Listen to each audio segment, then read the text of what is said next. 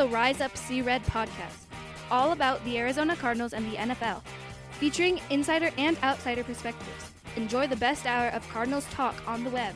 Now here are your hosts, Jess Root and Seth Cox.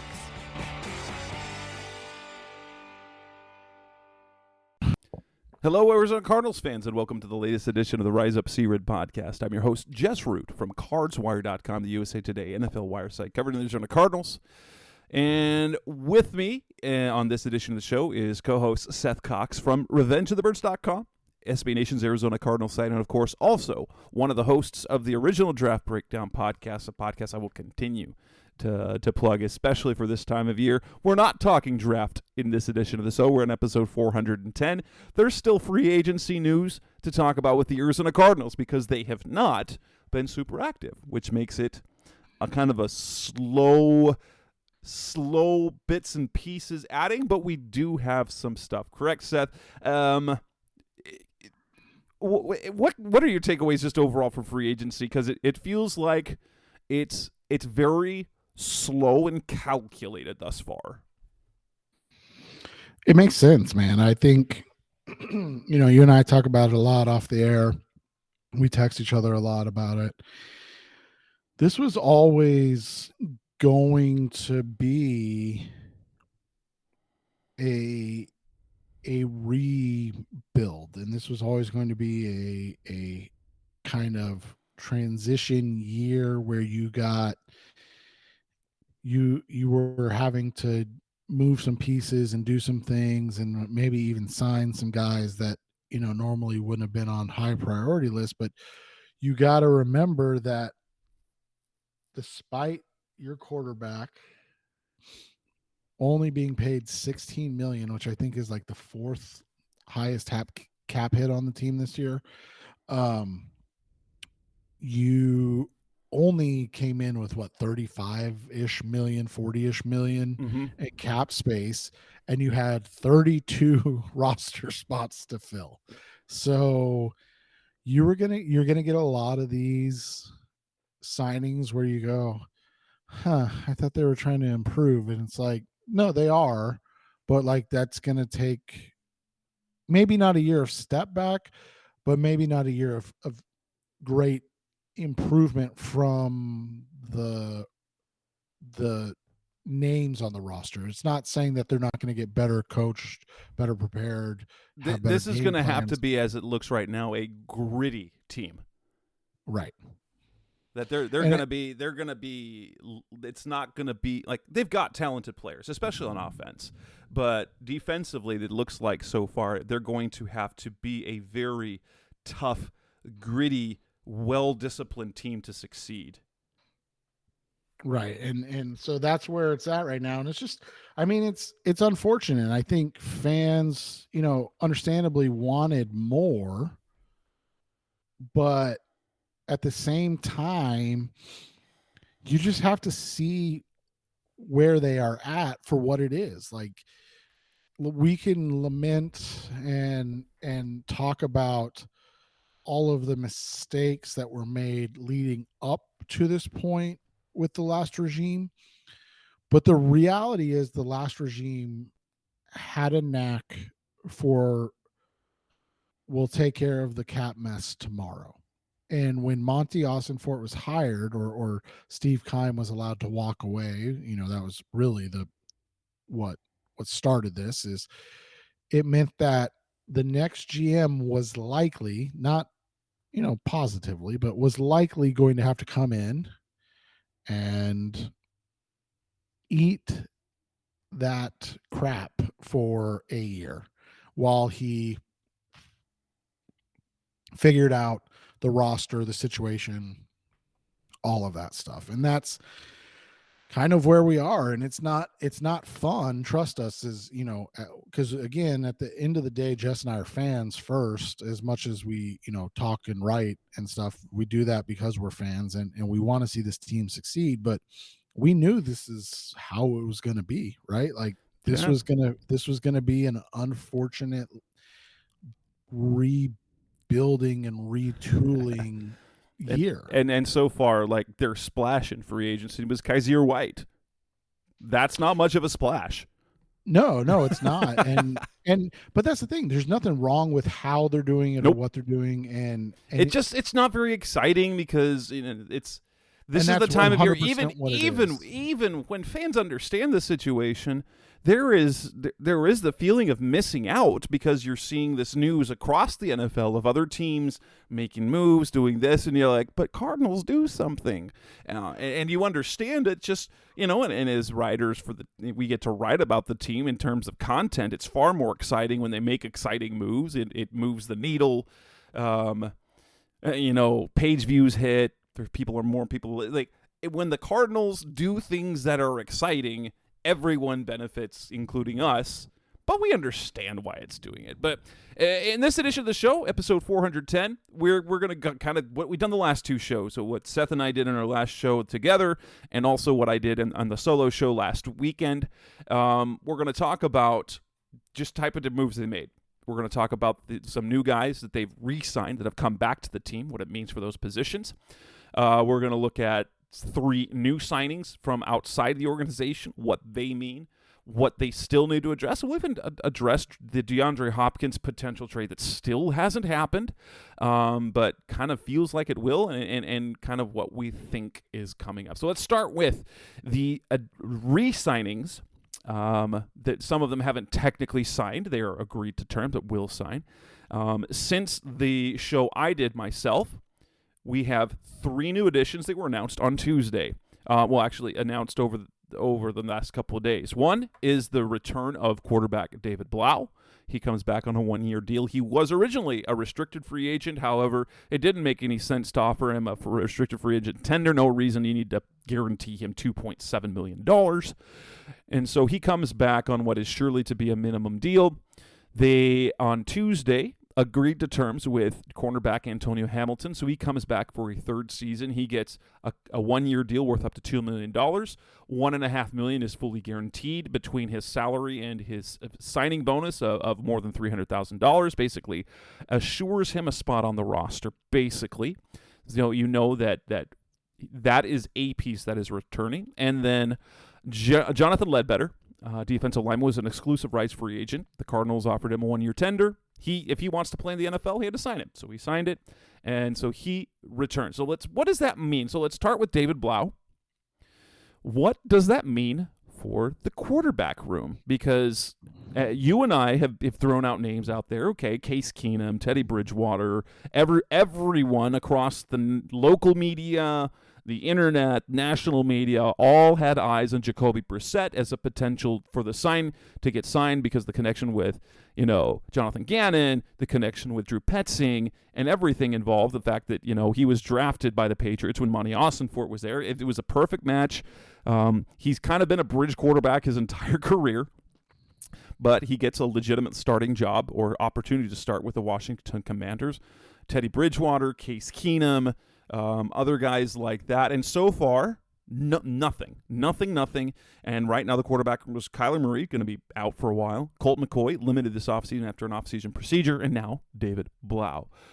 What do you think that signing means for the quarterback room?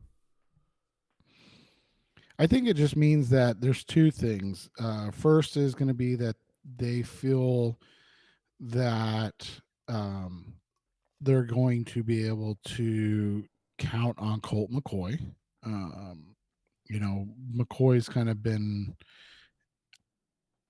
obviously there's nothing going on, but he's been out with an injury at this point. And, everybody's kind of been like, what's the injury? What's going on? And so I think that means that. And I think the second thing it means is that they're fairly confident that it's not going to be an extended time without Kyler Murray going into the season. Because as we've talked about with Colt McCoy, dozens of times on this podcast, Colt McCoy's great for 1 or 2 games, but unfortunately for Colt McCoy, that's typically all he's healthy for, right? Yeah, he is the way he is built. The ways he takes hits, it seems like he absorbs them differently. He's a tough dude, but yeah, it's like He had the pec thing last year in 2021. He had the shoulder. He got the neck. He had a concussion.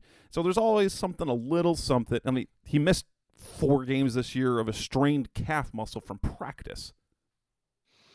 Yeah, and so you just look at it, you've got to understand, I think for us that just means that they feel confident that, McCoy will be good to go this summer and obviously at the beginning of camp. But 2, that they're not going to be without Kyler for too long, because you would have to think that they're going to push a little harder to get what they would consider an upgrade. If Kyler was going to be out right. for 8 to 12 weeks. Right. That's why a lot of people thought Jacoby Brissett, why would Jacoby Brissett come here unless he knew he was going to be starting for a significant portion of the year? Teddy Bridgewater. We felt that, now, money-wise, we wondered if they would be able to do that, but especially with a new coaching staff, a new general manager, new front office, because they didn't necessarily have the same belief in Colt McCoy that Steve Keim and Cliff Kingsbury did, that it would be reasonable to look for a potential upgrade. So, Colt McCoy, who is clearly a backup, and to go with someone who is higher-end backup, low-end starter. Kind of that, who's had that. Teddy Bridgewater fits the bill. Jacoby Brissett fits the bill. Those type of guys all fit the bill. Guys that you don't love, but you can live with for a little while. And I wondered about that. And even it wasn't necessarily because we heard in our back channels of whispers and rumors that Blau was not necessarily the quarterback they wanted back. That they wanted to sign Josh Dobbs, but would signing Josh Dobbs have felt any better than signing David Blau? I don't think so. They're exactly the same caliber of quarterback. The only difference is that Josh Dobbs has, Monty Austin-Ford has the connection with had him on the roster, but at the same time, David Blau has the connection through Dave Sears because he made the team in Detroit, was a free agent, an undrafted free agent when Sears was in charge of college scouting. So obviously, Sears knew about Blau the entire time going into it. And so it feels like, we'll have to wait and see if there is even another quarterback at it, even if Blau's, talent level, like kind of this same level of play. As we approach the offseason program, if they don't add another quarterback, that suggests that Colt McCoy is not going to be that limited. That when they get down to the football activities, that between Colt and David Blau, and then inevitably there will be another quarterback that will be added to the roster after the draft, whether they will draft one or they will sign one as an undrafted rookie or whatnot. They will add another quarterback so that when OTAs come around and minicamp comes around, that they will have, in fact, at least 2 to 3 quarterbacks who can take snaps, because you need that many so you don't wear down your quarterback in the offseason. But it feels like, and we wondered about that, what was the confidence level in Colt McCoy going into this season? Apparently, the confidence level is he is the option to start, which, we've seen what he could do. It was just a matter of, did the new coaching staff believe in him the same amount? We look at Antonio Hamilton. The fact that he does get more money than he did before. Last season, it was basically a league minimum with a little. He had about $500,000 of his salary guaranteed, which means he was going to be on the roster. Now his salary is fully guaranteed this year, more than $1.1 million. It's the league minimum, and he gets $355,000 to sign, and he gets another up to $500,000 in playing time incentives, up to $2 million. That leaves him with the quarterback room of Marco Wilson, Antonio Hamilton, Christian Matthew, Jace Whitaker. They just let go. And he was an exclusive rights free agent. They didn't even bother to offer a tender. And then I believe Nate Hairston signed to a futures contract. And so you have a very unimpressive cornerback room, but you now at least have 2 guys that we've seen start and play pretty okay. What do you think that this is it with the cornerback moves until draft time? You look out there and you wonder what could they have? I'm actually in the middle of trying to find this. Did the Patriots just release Jalen Mills? Was that like That's just fairly recently, yes. Okay. So I mean, and by the way, that's like not saying like, oh, that's a huge upgrade, right? Or anything like that, but that's a veteran name that's played a lot of football. So going through it. And was Mills I know Mills was in Philly. Was that in before 2021, or did he play there 2021 and go to the Patriots in 2022? He went to New England 21. Okay, so Gannon never had him. No. So, but you look at it. I mean, you see that he started 26 games in 2 seasons for the Patriots. I mean, I know it's not the Super Bowl winning Patriots. I mean, they were the number 2 defense in the league his first year there in terms of scoring, and then they were the 11th defense in the league last year, and they went down when he was not playing. So again, he's not great by any means. I don't want anybody to think I'm saying he's going to come in and change the room, but he's a guy that could be out there. You've got it gives you 3 guys can start. Right. And then a couple other guys, Rocky Sin, we've talked about before. I think he was in Indy with Gannon, right? I believe so. And then you've got Rocky Sin, you got where did the other name? Yeah, Mills is available. That's okay. I just was double checking that.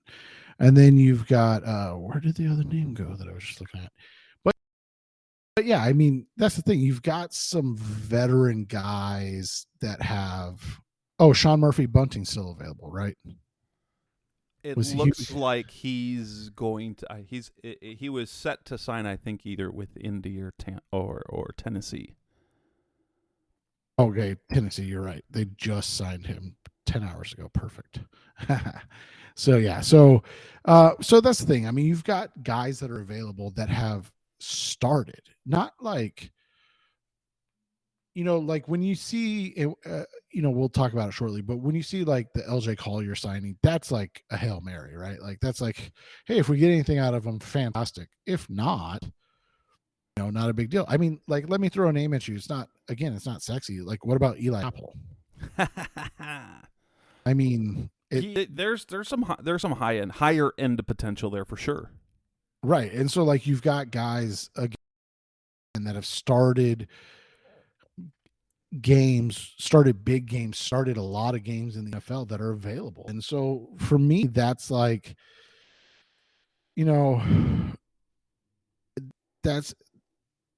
that's what you're looking for now. And I think that's why the slow burn is happening so much, is because the longer this takes, the better chances of guys getting these 1 year, 2 year low end contracts. And that's kind of where the Cardinals are living right now. Absolutely. Right? Then Jonathan Ledbetter, he was always coming back, but he just gives them at least another body on the defensive line. Monty Austin-Fort did mention him as having played well this last season on the defensive line. They've got he's part of that youth. You got Ledbetter, you've got Richard Lawrence, you've got Lucky Fotu, but his addition just gives you another body that you need at least to start the off season. But coming up next on the Rise Up See Red podcast, the best of Cardinals talk about. Let's move on and talk about their new additions from outside the organization. We've got 3 signings to. We've got 3 signings to 3 signings to talk about. That's coming up next on Rise Up See Red. You're back on the Rise Up See Red podcast, the best of Cardinals talking of the Cardinals. Made 3 outside signings or agreed to terms. 3 outside free agents are joining the team over the last couple days, Monday, Tuesday. The first would be Zach Pascal, former Eagles and former Colts wide receiver, a guy that Jonathan Gannon knows quite well from both teams. LJ Collier, former first-round pick for the Seahawks that was, flamed out tremendously as a pass rusher, as a first-round pass rusher. And then also on Tuesday, adding former Tennessee Titans offensive lineman Dennis Daly. Let's talk about the Zach Pascal.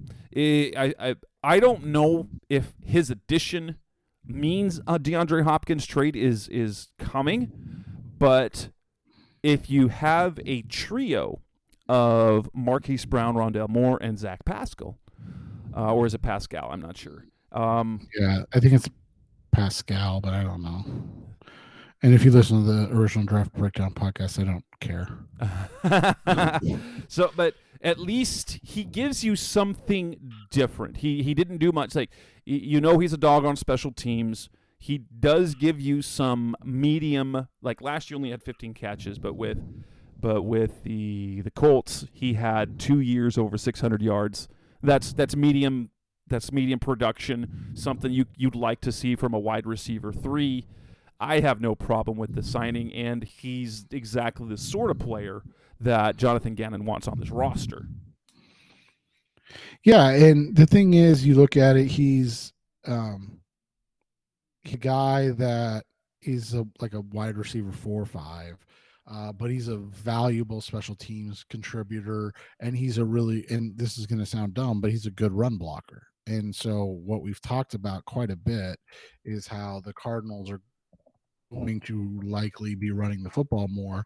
So why not get a guy that's a little bigger, a little more physical? I mean, you go back to his indie seasons, the dude had over 600 yards twice and 5 touchdowns, so it's not like he's a nobody or anything like that. The way I describe him is, at minimum, you get a Trent Sherfield type player.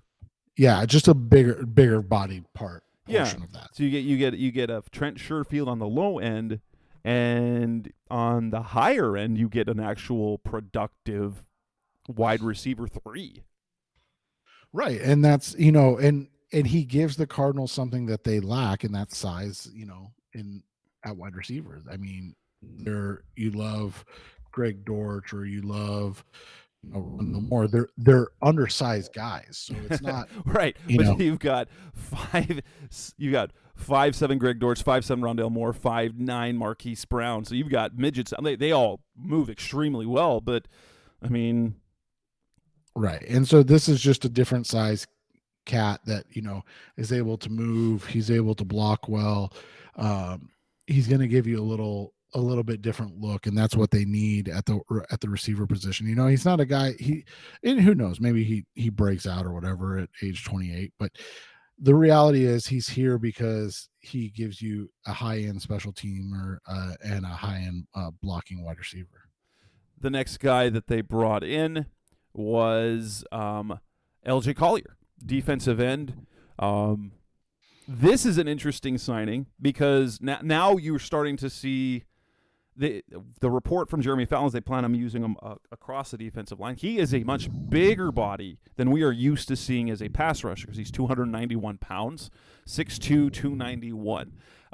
But this is definitely a guy that they're going to put primarily, I think, on the edge.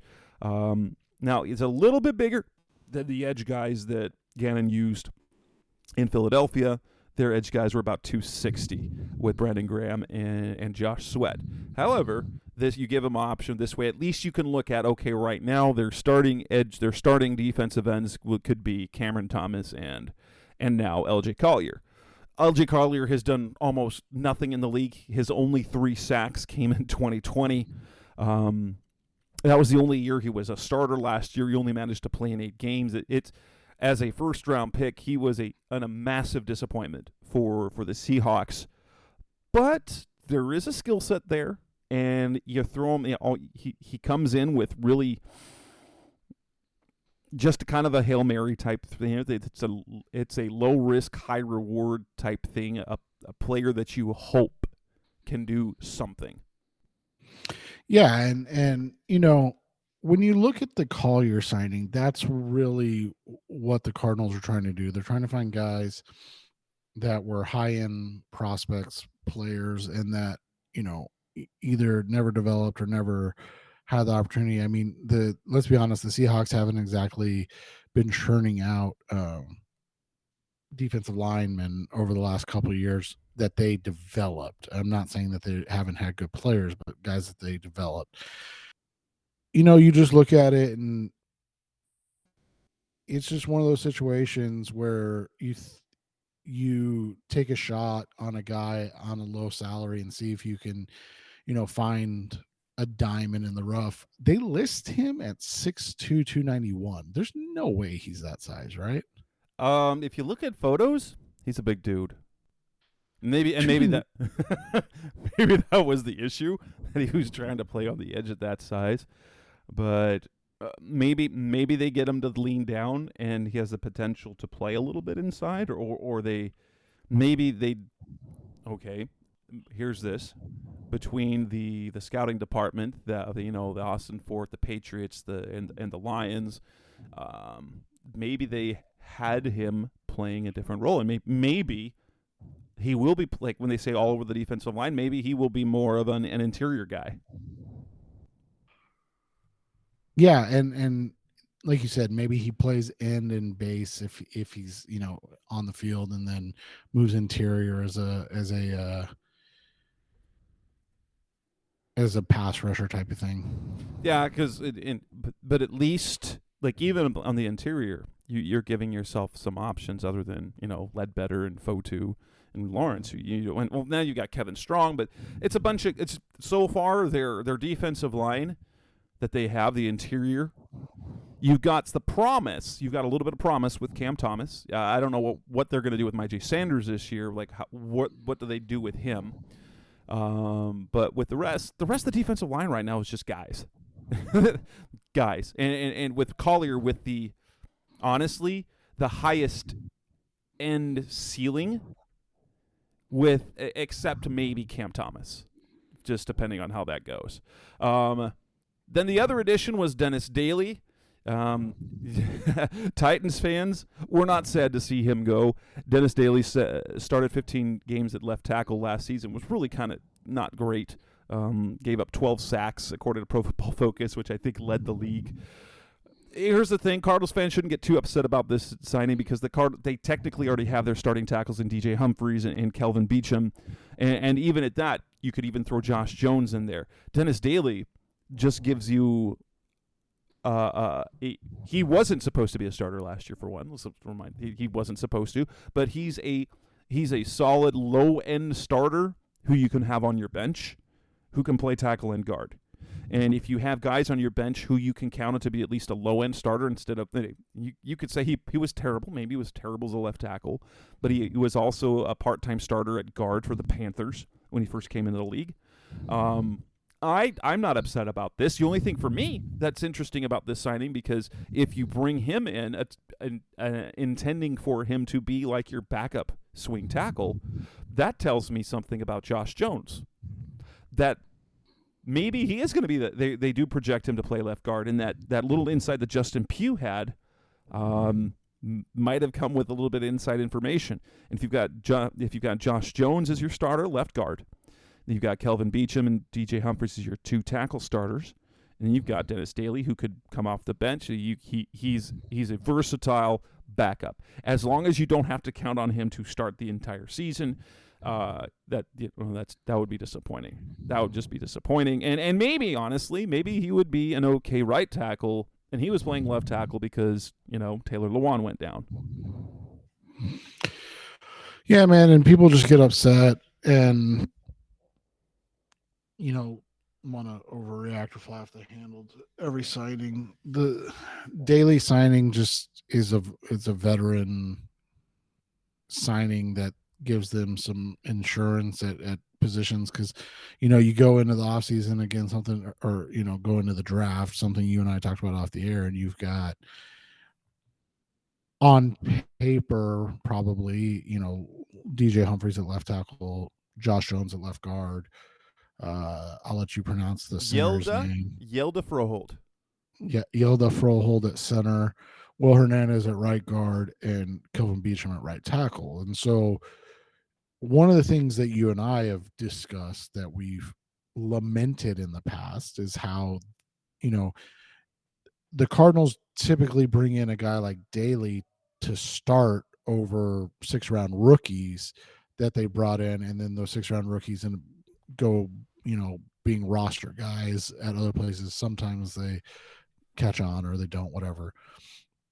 But this time they brought in a guy that's a backup to be a backup, in case. And you look at it, and between Froholt and Beachum and maybe even Josh Jones, there's still the ability to upgrade those positions in the draft. And so, I don't get the overreaction to Daly. He was bad, man. It is what it is. You can't sugarcoat it, but at the same time, I don't think they're bringing him in to start. If they, all overreact if he's starting. Well, and there's and look injury. Look at the options they have to, if DJ Humphries goes down. Dennis Daly's your fourth option at left tackle, let's be honest. If DJ goes down, you've got Josh Jones, then you've got Kelvin Beachum, and then you've got Dennis Daly. Right. And so that's the thing. So, that's why I just, there's so much hand-wringing over every signing or every move they made this offseason. It's like sometimes they are, the Collier thing is kind of like the slightly different, obviously, but like the Jeff Gladney signing last year, right? Yeah. See if a former first-round pick that had issues, obviously Gladney's were off the field stuff. Can catch, a break or just need to change the scenery. I mean, we talk about it all the time with Cardinals first round picks going elsewhere and excelling. So why not? So that'd be kind of good. Coming up next on the Rise Up See Red podcast, the best of our Cardinals talk on the web. Let's discuss what they still need to do. The Cardinals still have moves that they need to address. What are positions that are kind of must do's before we hit the draft? That's coming up next. The Rise Up See Red. We're back on the Rise of See Red podcast, the best of Cardinals talk on the web. They've almost hit everywhere where I think they need to. But however, I think I still think, number one, your glaring hole is still that center position. You're like, with the Yelda Froholt, you guess, okay, that's a guy, but still, what the heck? What are you doing at center? Because if Yelda Froholt is your answer at center for this year, unless you believe something about your scouting that nobody else does, that's interesting. The center position still has to happen. I'd like to think that they're not done at corner, and I like to think that they're not done on the defensive line, at least at the edge, and probably at running back. Yeah, you would think with what they're doing and how they want to compete that they're going to want to add a running back, right? But I mean, you look at it, I think they want to continue to upgrade at at the corner positions like we talked about earlier. I think they're still going to look for interior defensive linemen. We're kind of speculating on if and what Collier would do if he came here. And then, I mean, saying you can upgrade on the offensive line is like saying you can upgrade at corner, right? Like you just always need bodies. Yeah, and just for me, bodies. the offensive, it's just the center position where I'm like, you still, that's Yelda Froholt's not a plan, is it? That's not really their plan. Right, and that's kind of what we're saying. If they go into the season and Froholt's the starter, then we can start to panic a little. Interestingly, though, about the center position, it's almost like, and again, I go back to what I said earlier, they're slow playing a lot of this, and it just seems purposeful. It might be because there's calculated. Ryan Kelly, even though the Colts already paid his roster bonus, unless it has not been reported, and they quietly delayed the roster bonus for a potential trade. Ryan Kelly makes a lot of sense for the Cardinals. He is kind of like the 1 year younger version of Rodney Hudson, been a really high performer, only here's a big difference. He knows the coaches here. The position coach coached him there. Clayton Adams was an assistant offensive line coach at Indy. Jonathan Gannon would know Ryan Kelly. You've also got Ben Jones on the open market right now, former Titans center. He had a failed physical designation for the Titans, but obviously Monty Austin-Fort would know who he is. He's been a starting caliber center for several seasons. there are a couple options. And then, of course, you've got the draft. But I hope, maybe, I don't know. Maybe things change because like the two names that when we talked about with the draft, obviously you got the kid coming out of Minnesota, you've got Ohio State's Luke Whippler, who are guys you feel like maybe you could throw into the starting lineup. But even if he doesn't have to start this year, you've got the answer to center moving forward. But I don't want to go into the draft expecting to find a starting center I don't want Yelda Froholt to be the answer going into the draft. Right, and that should be the big thing for them, right? It just seems like they need to address the center position, but I just don't know what's out there. I mean, is Sam Mustipher still available? I'm not sure. I'm not sure, but the two names I know, like three names that I know that Ryan Kelly potentially available for trade. Ben Jones, former Titans. I think Connor McGovern, the former Jets, is still on the market as well. What about Austin Blythe? Is he still out there too? I think so. I wish these things would get updated quicker. Yeah, Spot Track used to be really good about that. And Spot Track's tracker is really not good. Yeah, it looks like Blythe is still a free agent. Okay. So, I mean, you've got some options, like you said. I wouldn't say you have guys that you're like, beating down the door to start. But if they're a starter, I mean, he started 17 games last season for the Seahawks. He was the starter at center, I believe, when the Rams lost to the Packers in the playoffs in 2020. So I mean, you're talking about a guy that's started a ton of games. He's older. He's a veteran. I mean, there are still options available, which makes me think that they're going into this whole situation, especially the draft, where there's three guys to know, in Luke Whippler, John Michael Schmitz, and I'm spacing the other guy's name off the top of my head. Oh, Joe Tippmann of Wisconsin as like three guys that could play the pivot, that could start as rookies. And so I think it's almost like they're like, hey, these guys are all back burner guys, right? Like if we're not able to get the center we want in the draft, kind of like what happened last year, at least we've got these guys out there still. They're veterans. You mentioned Ben Jones, you mentioned Connor McGovern. I mean, hell, even like a John Feliciano. These are all guys that have started games in the NFL that could come in and start for a year while you figure out the position. They're not going to be 5-6 year starters, but they could be guys that give you a year, maybe even 2 years without any issues or without any, and you don't have to start a Sean Harlow or a Billy Price. Yeah, I guess Billy Price is still available.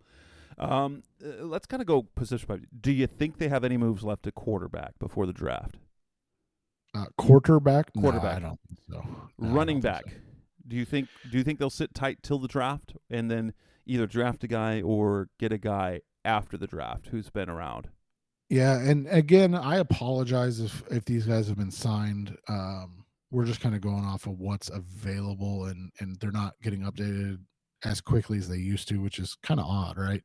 The one name that's interesting to me is Kareem Hunt. He's been part kind of a split backfield. He gives you, but he's also been a bell cow. Yeah. He's obviously not getting and he was, there's the Browns connection with Drew Petzing, so that makes sense. And he's obviously not getting the traction he was expecting on the open market. I don't think that would be a bad name. And again, like, especially if you can get him on, say, the James Conner contract that you got him for a couple of years ago, say a $1 3/4 million. Like basically, you either wait till you give him a couple million after the compensatory period's over, or you give him the 1.75, which is the end of that threshold where that doesn't count. Right. And so, that's a name. I'm trying to look here. Leonard Fournette's still on the board. There's some names. Fournette. J.D. McKissick, Mark Ingram, Rex Burke. I'm like, he's old. I'm like, Yeah. The other name that's intriguing is. oh, there's also the other Browns guy, Dearness Johnson. Yeah. I was going to say Johnson is intriguing, but the other one that is intriguing, and it might be like a post-draft, post-off season, because he's old, man, but Latavius Murray ran pretty well last year for the Broncos. Yeah. His, a little bit of time, and he's another big physical back, right? Yeah, that would make sense. Wide receiver, I don't know if they're going to add another receiver right now. I don't think so. Not unless obviously DeAndre Hopkins is going to get traded, we think, but right. Yeah, I don't know what anything else in terms of that. Tight end, we will see back of the roster guys, I'm certain, because Trey McBride, you need someone else. You need some blocking guys. Offensive line, center position, defensive line. We kind of talked about. Do you see? By the way, you ran through those real quick. I was just going to mention. I think that the fact that like Jesse James and Jeff Swaim are both free agents. James was with Cleveland last year, and Swaim was in Tennessee. I mean, those are kind of exactly what you're talking about, right? Those are little, like in the baseball terms, those are base hit. Those are just, base hit signings that you guys can, fill a roster spot with a guy that you guys know. Do you think they'll go more interior or more edge with defensive line signings? I would think it would be interior, and there's one of the guys we mentioned, Tyre Tart, got a second round qualifying offer from the Titans, so obviously he's off the board.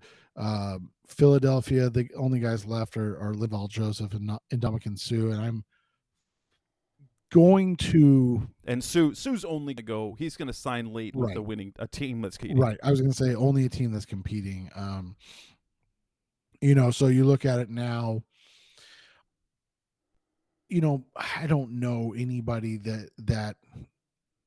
We mentioned it the other day. Ashawn Robinson's a guy that's played a lot of football, played a lot of snaps. He could make some sense, right? Like a big body on the interior. Michael Brockers, but Brockers didn't even play last year for the Lions. Right. And so, it's tough, man. Like Matt Ioannidis is another interesting one. He's another big body guy on the interior. But yeah, for the most part, like it would probably likely be guys that aren't going to move the needle. Yeah, probably. And then I think at the off the ball, you've got Kaiser White, you've got your linebackers already set. You're going to see other signings. Those are like special teams. Like as it is, they got 4 guys. So you've got your 3 starters plus Zeke Turner. Safeties, I mean, you're going to see bodies there. I just think in terms of players of note, maybe a cornerback, because it would be nice if you go into the draft having 3 guys you can count on being starters. I do not think that Christian Matthew is a guy you can count on being a starter. No, not yet. Definitely not. If he developed, that's cool, but you don't want to count on that. Right, exactly. He was a 6th round rookie last year. And from a really, really small school. Like I don't think that can be understated. You've got Marco Wilson, you got Antonio Hamilton, and Antonio Hamilton, even though like he impressed the coaching staff, he's still on the bottom end of like starter quality guys that you want to count on. So please, let's see another starting caliber cornerback, a starting center, defensive line depth, maybe like blocking tight end, maybe a complimentary back to James Conner. But yeah, it's been a very, like, I guess the word you can use for free agency, it's just been lackluster. There's nothing exciting that they've done. When Kaiser White has been like the pinnacle of their free agent signings, and we can't expect, they still have cap room, but they're going to have to use a lot of cap room for their draft class, especially if they acquire more picks. And so yeah, and there's a couple things they can do, like Marquise Brown, Hollywood Brown, his contract extension will save some cap space, and you're going to get some more cap space, assuming that DeAndre Hopkins is traded. And let's move on to that. In fact, so coming next on the Rise Up C-Red podcast, the best of our Cardinals talk on the web. Let's discuss DeAndre Hopkins' future, because it doesn't feel like it never. We'll talk about it. That's coming next on Rise Up C-Red. We're back on the Rise of C-Red podcast, best of our Cardinals talk on the web. DeAndre Hopkins still on the Cardinals roster, and it feels like the Cardinals know what they want. They want a second-round pick plus something. But when Jalen Ramsey gets traded for a third-rounder and change, and Brandon Cooks gets traded for basically like the Robbie Anderson deal, are the Cardinals going to get what they want? Are they going to be able to get a second-round pick out of Hopkins? Yeah, I think so. I think what's going to end up happening, and people are going about it the inverse way, but I mean, the reality is there's still not a lot of talent at the receiver position. So I think they're just holding their cards until a team's like, okay, well, this is what we need to do. And it makes sense. I mean, there's no reason to panic until after the draft, because he has to get traded. You need to trade him before the draft to make it worth your while. Otherwise, you need him to play.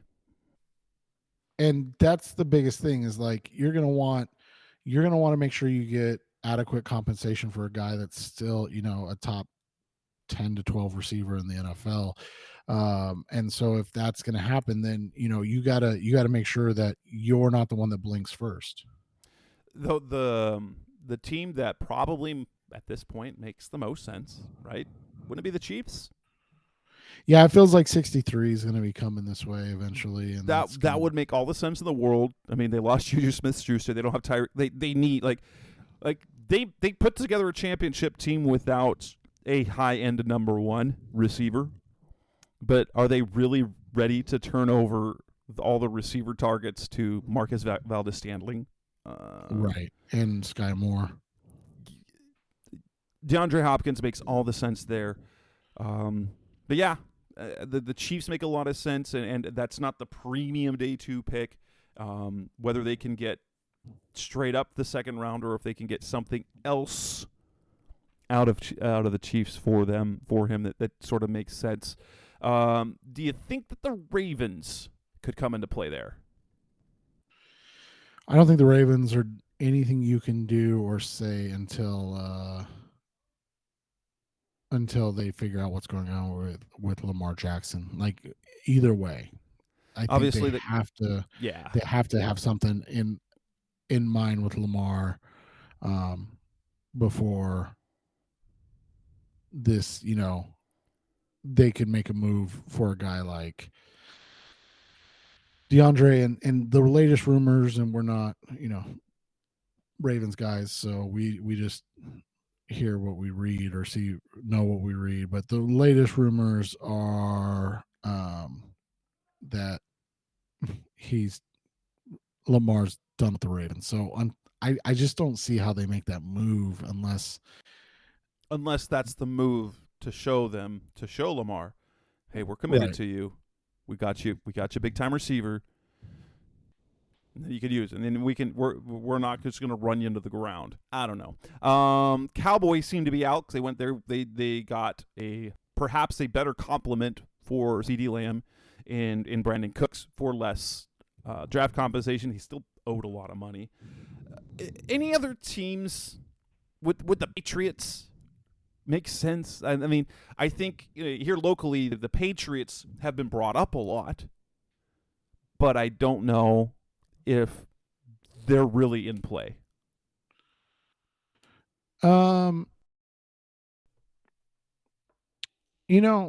It's tough because it's just not something you ever see them do. I mean, I know 15 years ago they went and got Randy Moss for a lot, but like, it's just not something that we see coming from the Patriots very often. So it makes it a little more difficult.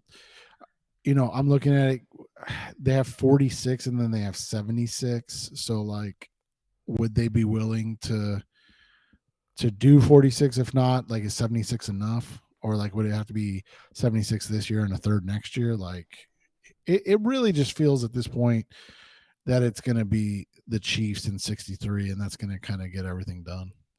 Could the Panthers make sense? Why? I mean, they do make sense, but why? I mean, young quarterback. They're going to have a rookie quarterback. They don't have a number one receiver anymore. And I know that D-Hop can't,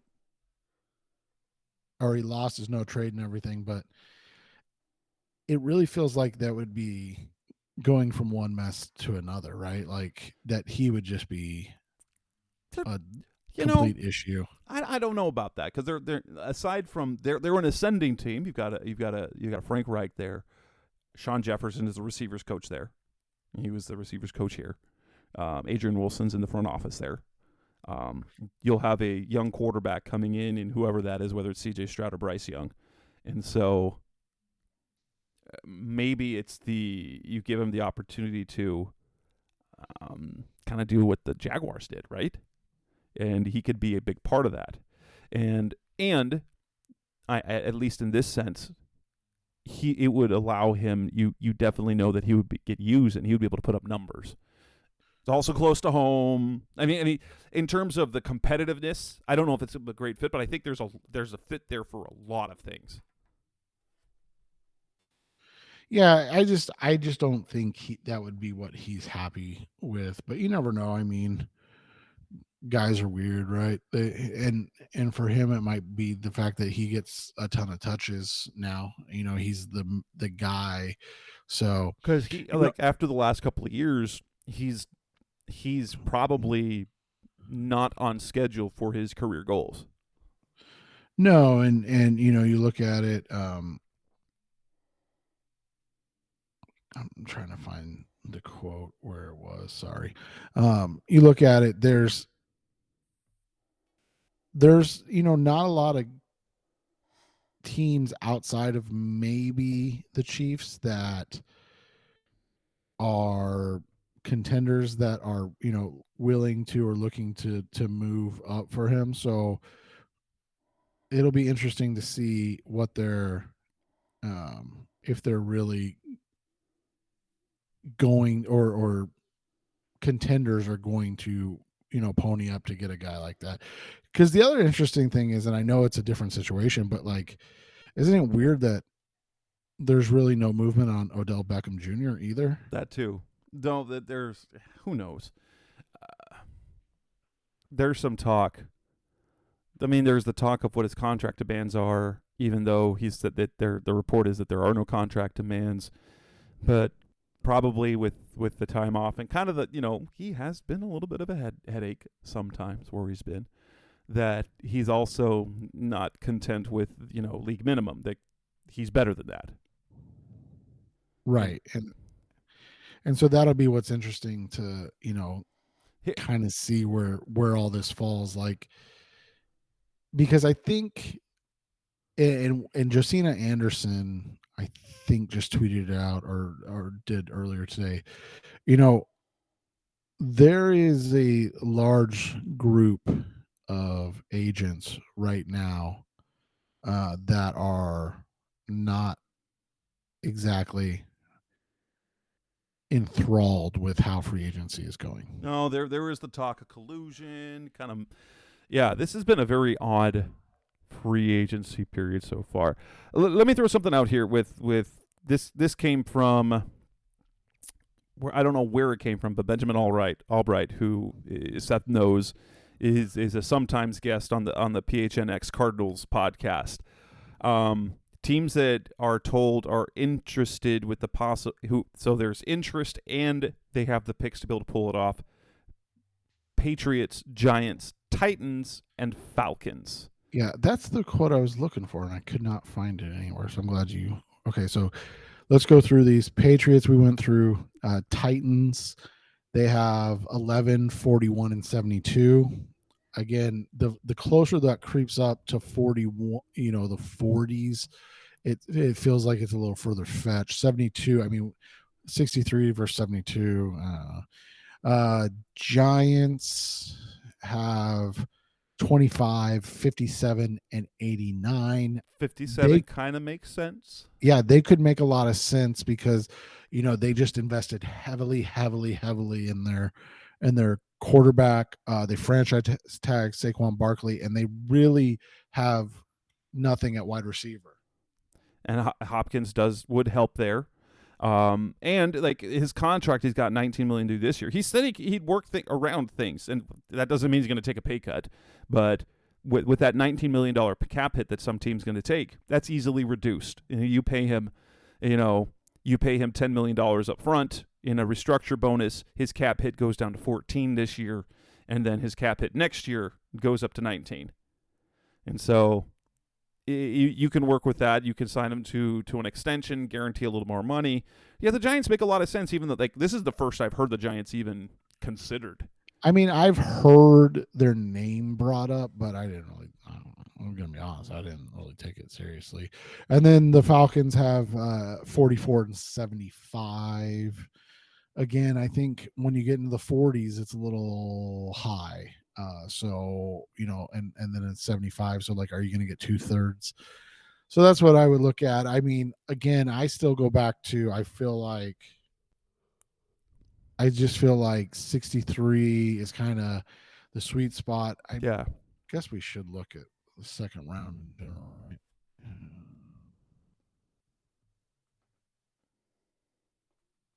And that would, that could tell us something. So you look at it, Kansas City 63, Chicago just got DJ Moore, they're at 61, Buffalo at 59, and then 57 with the Giants. What about the Lions at 55? Yeah, I would be good with that. I mean, that you kind of look at it, and then the top of the third round, nothing really kind of sticks out. I mean, they're not going to send him to LA, obviously, and then Denver has 2 picks in 67 and 68. They're trying to get rid of an expensive wide receiver, right? So yeah, I mean, I think it, like you said, it could end up, if it's New England, you could be looking at a third and maybe a future third or fourth, and then same thing with a team like Tennessee. And then if it's the Giants, 57 probably could get it done, and that would be, you basically kind of recoup that second round pick. I know the Cardinals was a higher second round pick, but it is what it is. Yeah. With that, let's wrap up this edition of the Rise Up Series podcast, Best of Cardinals talk. Although I will anticipate probably doing I might do a solo show later in the week. Depends on what's going on with the Cardinals and whatnot. But at minimum, we will be back next week. That's Seth Cox. I'm Jess Root. This is episode 410. We'll be back again soon. Thanks for listening to the latest edition of the Rise Up See Red podcast. Listen to previous episodes and subscribe to the show on Apple Podcasts, Stitcher Radio, Audioboom, or many other podcast platforms so shows are delivered directly to your mobile device. Please give the show a 5-star rating and always support the sponsors who support the show. We'll be back soon for the best hour of Cardinals talk on the web. Rise up, Red Sea, be Red, See Red, and of course, Rise up, See Red.